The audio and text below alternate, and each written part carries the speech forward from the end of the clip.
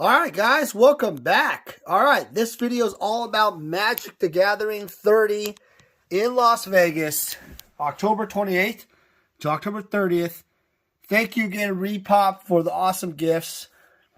Some of these are part of the package they give you. Some of them are not. All right, I'm not going to mess around. This painting here is not part of it. Or this beautiful flower. Ah, this is beautiful. What a beautiful... Is this real? Oh my gosh, it's clay. Huh. More to come on that one these days. All right, so this is the Mock Sapphire Volcom Banga painting for Vintage Masters. This is all 4 days, 3 days, and it's by Repop. It's the first time Wizards of the Coast has done this format where Repop, they are known for Star Wars, other type of venue stuff. These two were from vendors. They gave this to us. Yeah, interesting. Schedule an appointment. Order now to secure your cards to win big in Vegas. All right, like that. And here we go. Cool Stuff Inc. out of Florida. All right, and of course, the Snapback Magic Hat. Enjoy the video, guys. I'm going to go over my thoughts on the show before it starts. Let's talk about what's going to happen, what we're going to be up to, and hope to see you guys there this week. Vintage Magic. Game, collect, invest. For more information about our consulting and professional services, visit vintagemagic.com.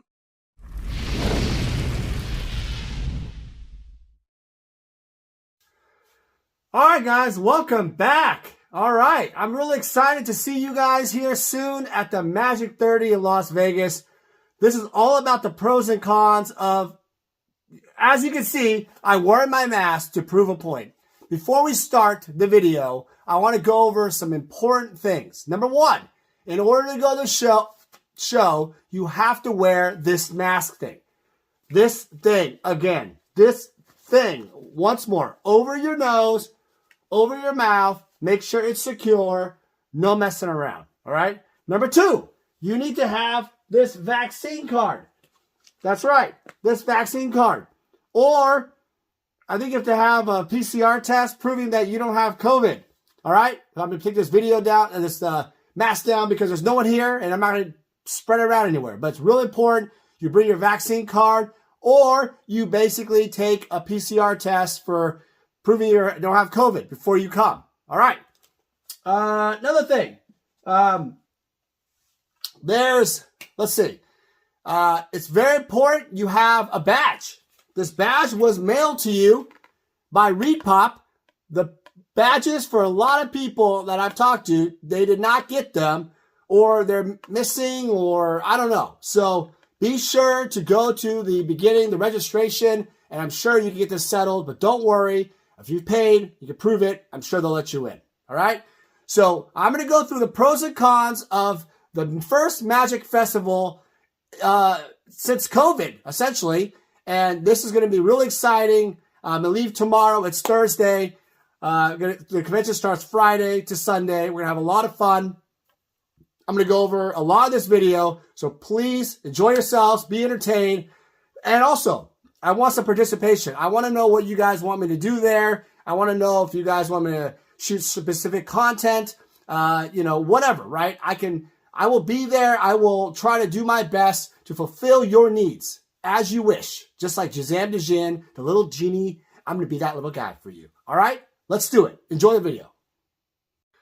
All right, guys, welcome back. It's me, Daniel, with VintageMagic.com. I'm super excited. Coming up is the first Magic Festival of all time in Las Vegas. This is a big event for Wizards of the Coast. Repop, who is hosting the event, not a Magic dealer or other Channel Fireball or whatever, right? This is an actual third-party, big company who does Star Wars and other huge events, corporate events. So we're going to see how this thing is run at the Magic 30. All right, so this video is all about some of the pros and cons I can already see about the show. I'm going to talk about what we're going to be doing at the show in general. And I want to also hear from you guys.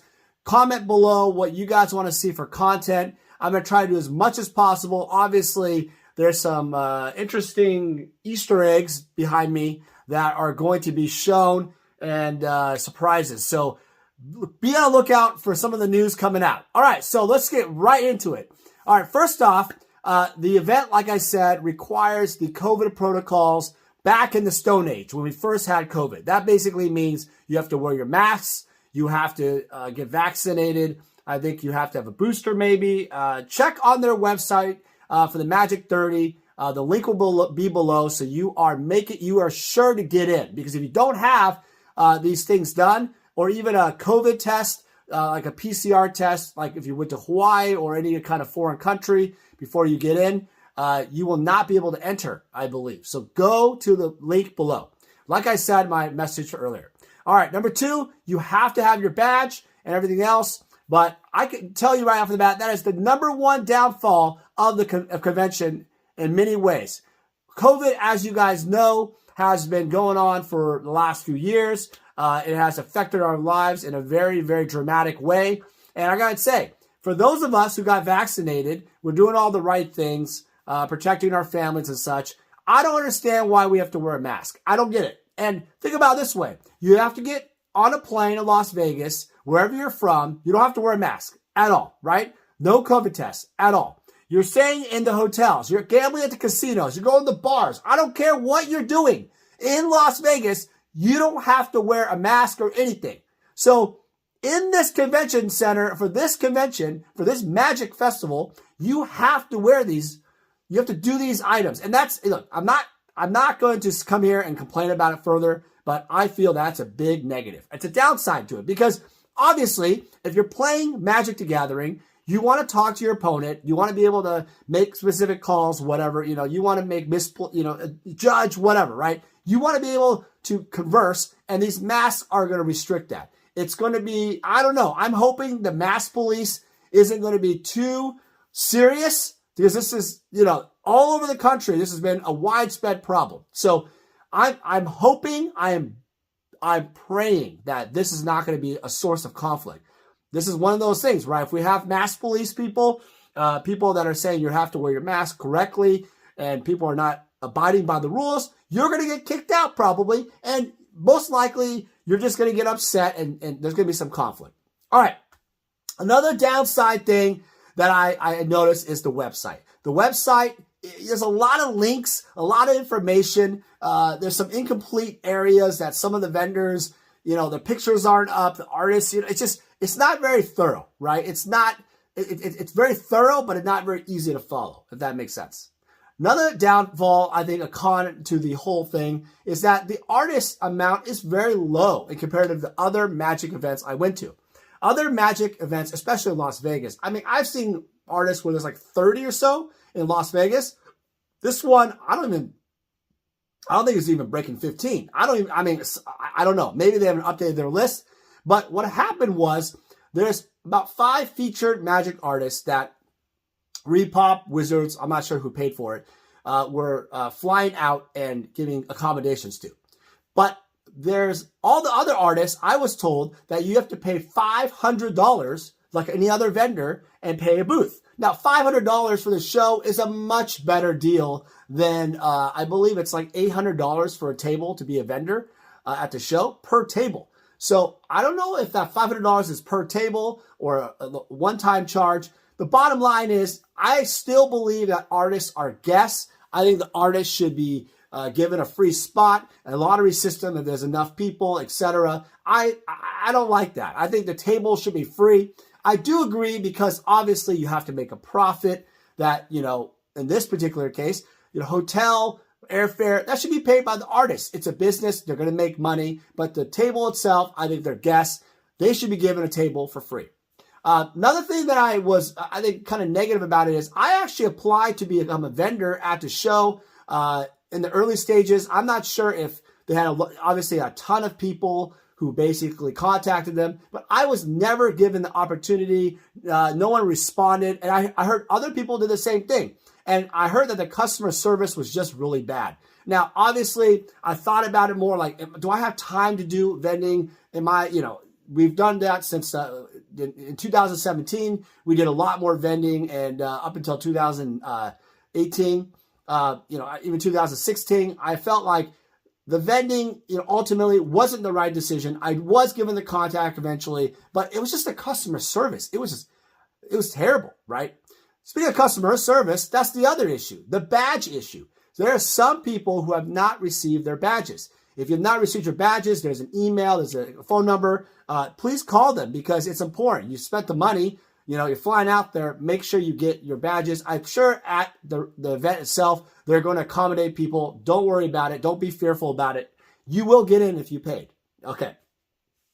So let's talk about some positives because I really, really am excited about this event. A lot of people are upset with the 30th anniversary set. This is not what I'm talking about today. I'm not talking about the anniversary collector's edition, fake 60 cards per box set. I'm not talking about that, right? I'm talking about the event itself.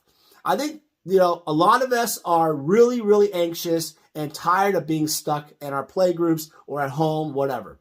And this is the first event since COVID. So there's going to be a lot of vendors I saw, a lot of people, familiar faces. I would probably equate this similar to a high school reunion in the sense that, I've been keeping in contact, being a social person. I've been keeping in contact with a lot of my close friends in Magic. We've been going to Vegas anyway, doing our own little events, playing games. It's kind of like seeing the people but then again, you also see people you haven't seen for a long time. And this event, you have people like Richard Garfield supposedly supposed to be there. There's a panel, I think, at 1 o'clock on Saturday. There's a variety of events of all kinds. So if you're interested in playing, tons of events.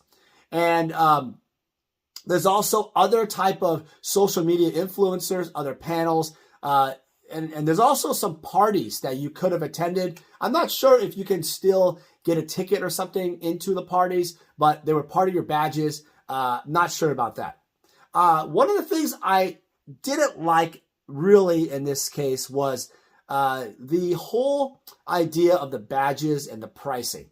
A lot of people have said this online, and I do agree. The pricing was really, really expensive for the average Magic the Gathering clientele. Now, I think you could have paid $60 for a one-day entry, but those ended up selling out. The 3-day passes were almost, $150. The Black Lotus badge was $750. I mean, I get it. I get it in the sense that this plastic badge has collectability. There's also, you get some packs for Commander and other, cool swag, but ultimately, I think the real thing here that I have to say is that we're so used to walking into a Grand Prix, or now it's called Magic Festival, and it's free. We were able previously to go in there, meet with people. It was really just a community event, right?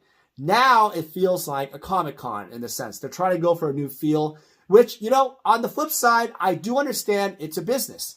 And you know what? I'm expecting a lot out of it because if you're paying to be at the event, and also if you're looking to sell your Magic cards or do any of that kind of stuff, trade, buy, whatever, you have to actually have a badge. So for those of you who are just off the street, I'm not sure if they're going to have general admission. I mean, maybe they should. I don't know. Just for the vending side, because I think it also negatively affects the vending side. Because think about this very carefully. There's people who don't want to play at the events at all, right? There's people that don't want to go to the parties. They don't want to do any of that stuff. They just want to be customers. They want to be consumers, buying, selling, trading with vendors. And the vendors have pay a lot of money for these tables. And I think it's a mistake not to allow outside people to at least look at those items. That's actually one of the issues is that there's people that really wish they can go to the event to meet up with the vendors and do business and have commerce, right? But I guess what the thought process is, hey, the people that spent the money for the badge, they also now get a perk to be access to the vendors. So if I guess moving forward in these events, if you want to sell, do this kind of things, buying the badge is almost necessary, right? So Very, very interesting dynamic. I will say I am not buying or selling at the show, but the website's right there.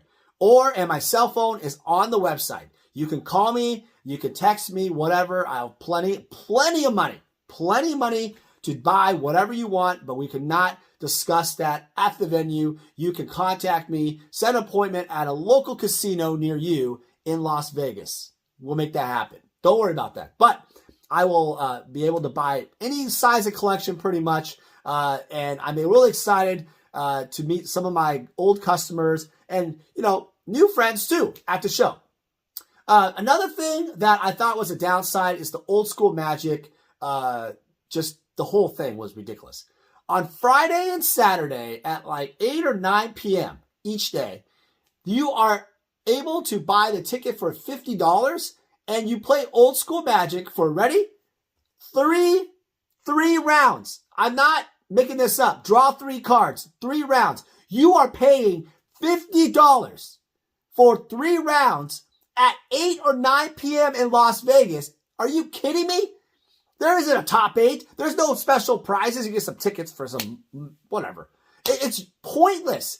I mean, everybody's going to go drinking. Everybody's going to go party. Or they're going to go to some of the other local events. So I heard that there was an Alpha 40 kind of match thing going on outside at another card shop. I heard there was another event held by some of the Las Vegas old school Magic groups. It's kind of disconnected.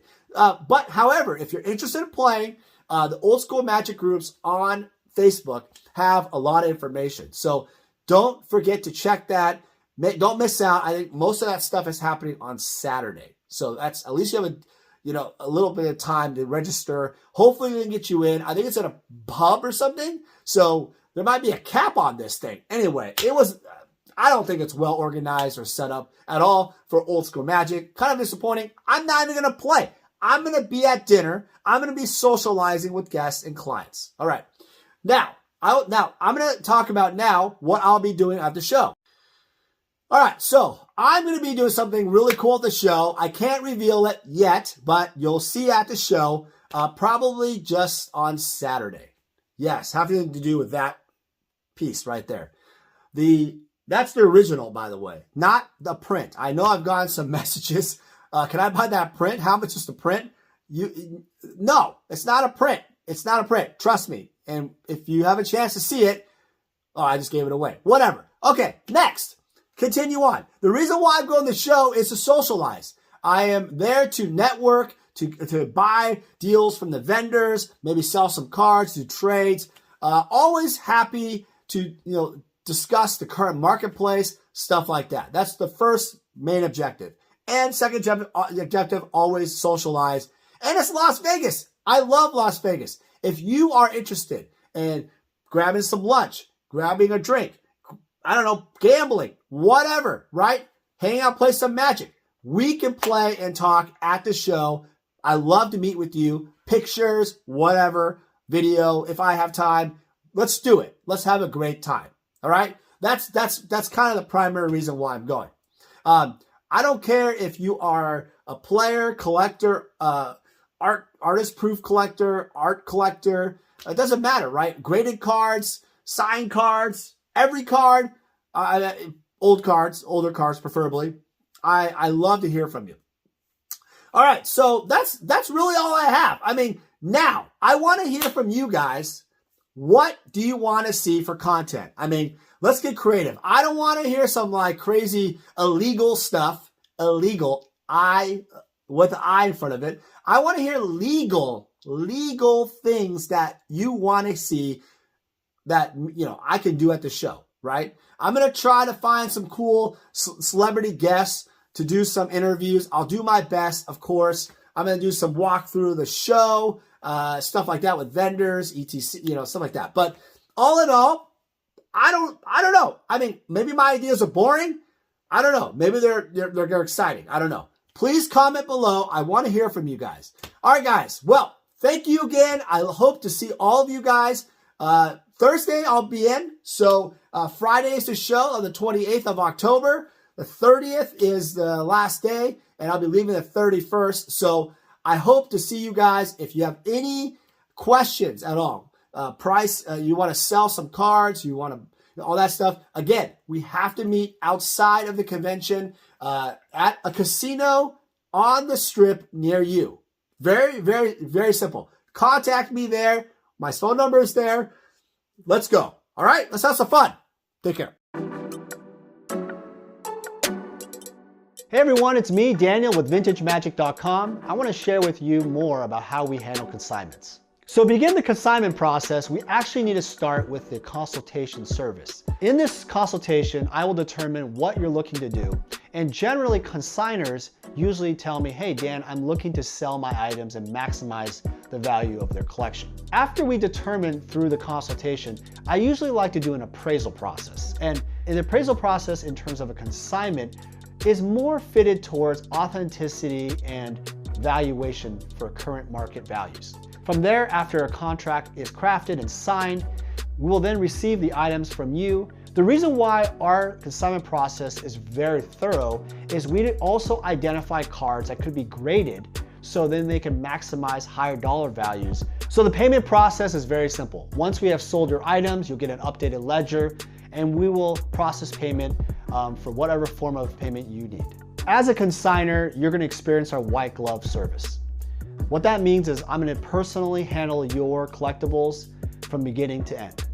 And rest assured, the client that purchases your collectibles will also receive the same white glove service. It's a signature service that I really pride myself on in working closely with my clients. Vintage Magic. Game, collect, invest.